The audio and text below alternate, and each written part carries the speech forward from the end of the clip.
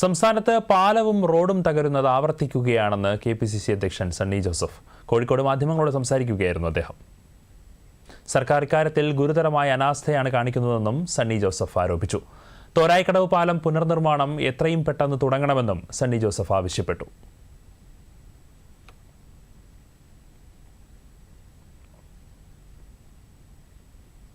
കാര്യത്തിൽ ഗുരുതരമായ അനാസ്ഥയാണ് കാണിച്ചുകൊണ്ടിരിക്കുന്നത്. ഇതിന് പരിഹാരം ഉണ്ടാക്കാൻ നടപടി സ്വീകരിക്കുന്നില്ല. ഇപ്പോൾ ഈ തോലായിക്കടവ് പാലത്തിൻ്റെ നിർമ്മാണ പ്രവർത്തനം എത്രയും വേഗം പുനരാരംഭിക്കണം എന്ന് ഇവിടെ ഞങ്ങൾ ആവശ്യപ്പെടുകയാണ്.